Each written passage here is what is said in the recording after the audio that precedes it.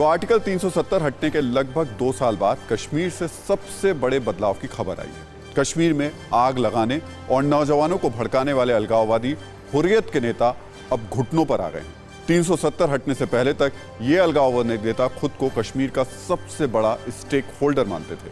इनसे बातचीत करने के लिए हमेशा सरकार को ही आगे आना पड़ता था, लेकिन अब इनकी हालत ये हो गई है कि बिना कहे सुने ही ये केंद्र सरकार से बातचीत के रास्ते खोजने में लगे हैं। इस कोशिश में है कि सरकार इनसे किसी भी तरीके से बात कर ले। आलम यह है कि हुर्रियत के नेताओं ने अपनी लिस्ट से 35 और 370 की वापसी जैसे मुद्दों को भी हटा दिया, जो कश्मीर के युवाओं को पत्थरबाजी के लिए भड़काते थे। कश्मीर का नौजवान ये महसूस कर रहा है उसे उसके पास और कोई चारा नहीं है कि वो आए और सड़कों पर एहतजाज करे। जो कश्मीर के आवाम को हिंसा के लिए उकसाते थे।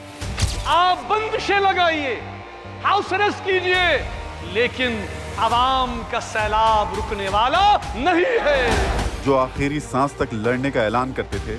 उन तक ये पैगाम है कि कश्मीरी लोग एक भागीरथ कौम है, वो लड़ना जानते हैं। आज उनकी जुबान पर शांति की बात है। आज वो सरकार के सामने बातचीत की अर्जी लगा रहे हैं। ये वही लोग हैं जो चंद दिन पहले तक खुद को जम्मू कश्मीर का खुदा समझते थे। जम्मू कश्मीर में शांति और बातचीत की किसी भी पहल के रास्ते में पहाड़ खड़ा करते थे। आज अपील कर रहे हैं कि सरकार आगे आए, बात करे। दरअसल हुर्रियत के एक गुट के अध्यक्ष मीरवाइज उमर फारूक ने केंद्र सरकार से अपील की है कि वो जम्मू कश्मीर में हालात सुधारने के लिए बातचीत करे। हालांकि बातचीत की इस अपील में भी पेंच है। नौजवान सड़कों पे आ रहे हैं, स्टूडेंट्स सड़कों पे आ गए हैं। हुकूमत हिंदुस्तान ने यहां पर आवाम का काफिया इतना तंग कर दिया है कि आज कश्मीर का नौजवान ये महसूस कर रहा है उसे उसके पास और कोई चारा नहीं है कि वो आए और सड़कों पर एहतजाज करे। आखिर क्यों कश्मीर में आतंक के बीज को नफरत और हिंसा के पानी से सींचकर बड़ा करने वाली हुर्रियत कॉन्फ्रेंस की जुबान पर अब शांति के सुर सजने लगे? क्या कश्मीर में बदलाव की बयान ने अलगाववादियों को घुटने पर ला दिया है? आज का स्टेटमेंट है कश्मीरी से बात करनी चाहिए, तो वो रिप्रेजेंटेशन बन गई ना असेंबली में कश्मीरी से बात करने की। वो फॉर्म भर ले तो असेंबली में बैठ के बात करे। हर शुक्रवार को जहरीले भाषण देने वाले हुर्रियत के आका अब बातचीत के लिए सरकार के दरवाजे पर खड़े।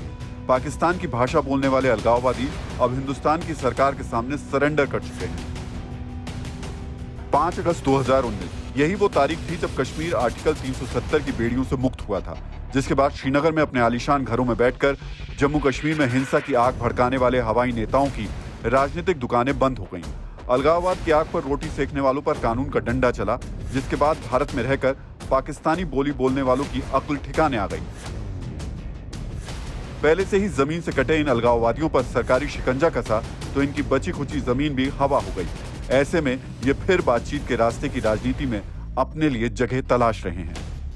कश्मीरियों के एस्पिरेशंस हैं, उनके जज्बात हैं, जो उनके एहसासात हैं, उनको ताकत के जरिए से नहीं कुचला जा सकता, उनको तशद्दुद और मिलिट्री माइट के जरिए से नहीं कुचला जा सकता।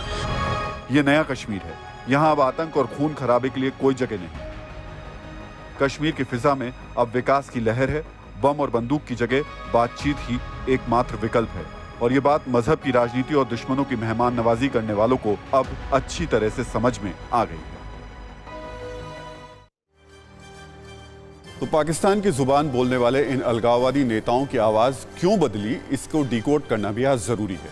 आखिर आग बोलने वाले इन नेताओं की आवाज क्यों बदली हुई नजर आ रही है? दरअसल हुर्रियत की जुबान पर शांति की बात क्यों है? ये 370 और 35 से खत्म होने के बाद जम्मू कश्मीर में हालात बदले हैं। डीडीसी चुनाव में जम्मू कश्मीर की आवाम ने बढ़ चढ़कर हिस्सा लिया। कश्मीर पर दिल्ली में प्रधानमंत्री ने महामंथन के लिए विधानसभा चुनाव की तैयारी के लिए नेताओं को बुलवाया।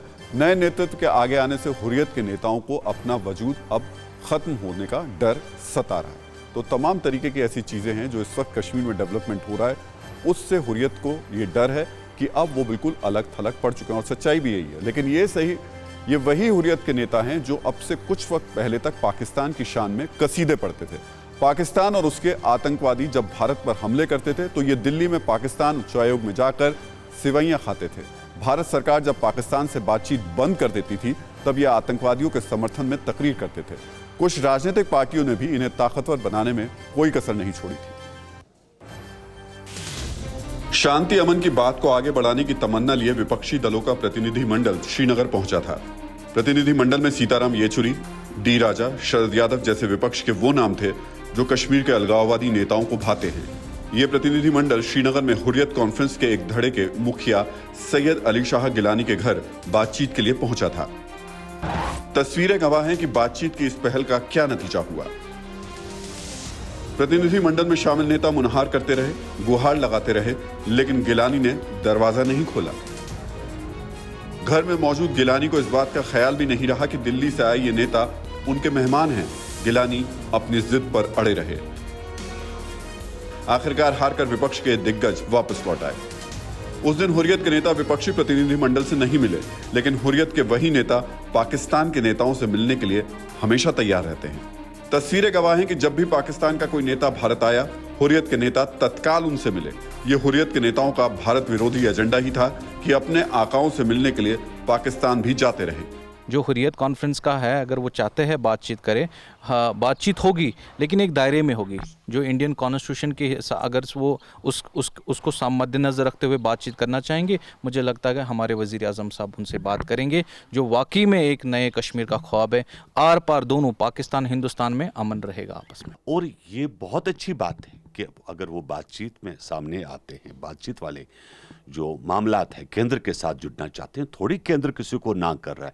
अब दिल्ली तो सबों को गले लगा रही है, तो इसमें कोई बुरी बात नहीं है कि अच्छे इंसानों की तरह, एक अच्छे सिटीजन की तरह हम लोग रहे।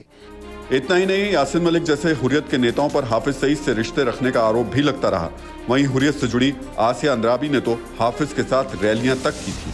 पाकिस्तानी आतंकियों से रिश्ते को लेकर जांच एजेंसियां हुर्रियत के इन स्वयंभू आकाओं से पूछताछ भी कर चुकी हैं। तो आपने हुर्रियत के नेताओं का एक सच देखा, अब आपको हुर्रियत नेताओं का दूसरा सच भी दिखाते हैं। आपको बताते हैं कि कैसे हुर्रियत के नेता एक इशारे पर अपने पाकिस्तानी आकाओं से मिलने पहुंच जाते थे। जुलाई 2001 की स्थिति जब हम आपको बताएं तो दिल्ली में तत्कालीन पाकिस्तानी राष्ट्रपति परवेज मुशर्रफ आए थे, जहां अलगाववादी उनसे जाकर के मिले थे। आगरा समिट से पहले परवेज मुशर्रफ की इन अलगाववादियों के साथ मुलाकात हुई थी। अप्रैल 2005 में कश्मीर के अलगाववादी नेताओं से परवेज मुशर्रफ की फिर मुलाकात हुई थी।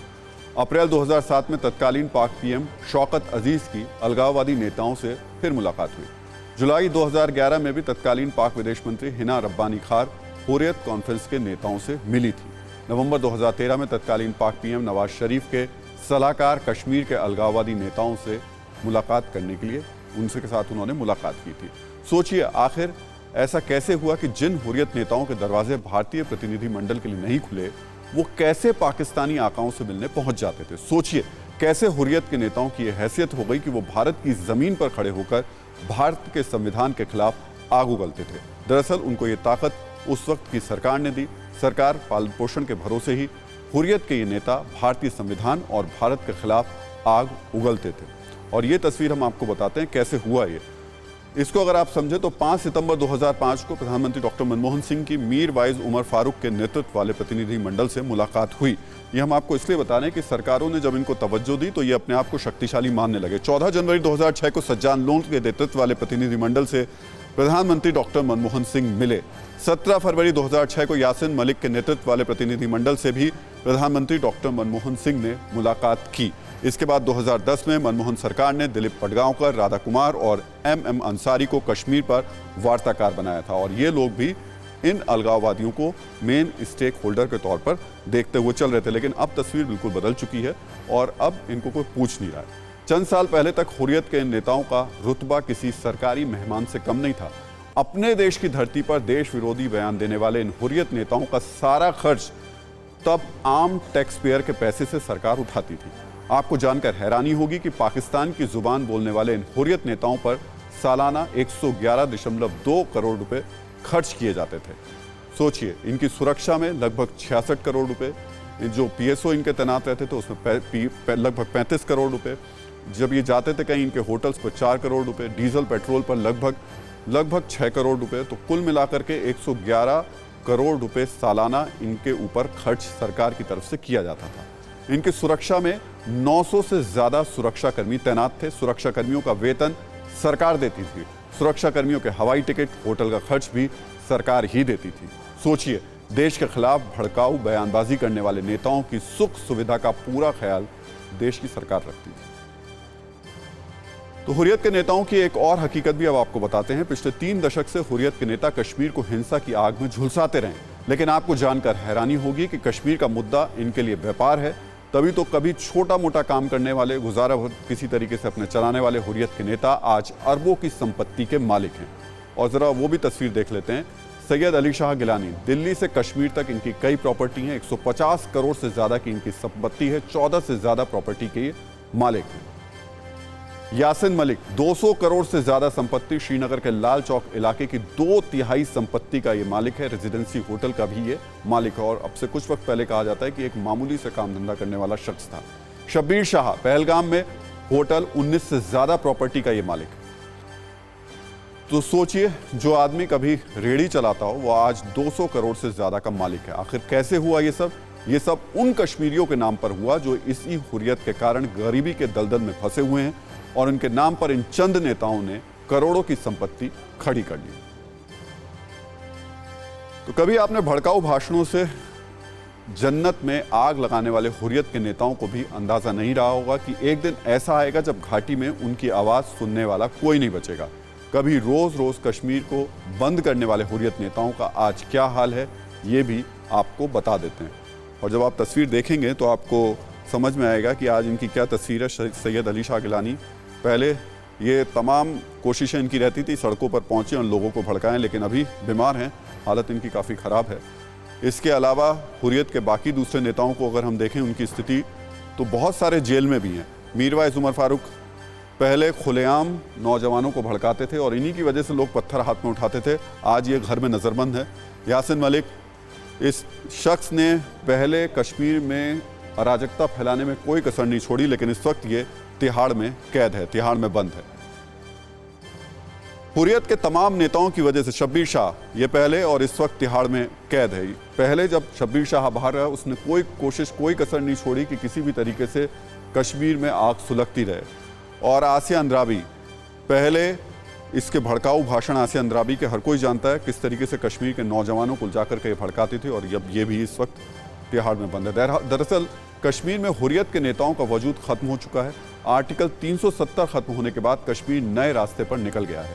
हुर्रियत के नेता नए कश्मीर के लिए गुजरा हुआ कल बन गए हैं। इसीलिए मीरवाइज जैसे नेता बातचीत के बहाने फिर कश्मीर में अपने खत्म हो चुके वजूद को तलाशने की कोशिश कर रहे हैं। फिक्र आपकी, सोमवार से शुक्रवार रात 9 बजे सिर्फ TV9 भारतवर्ष पर।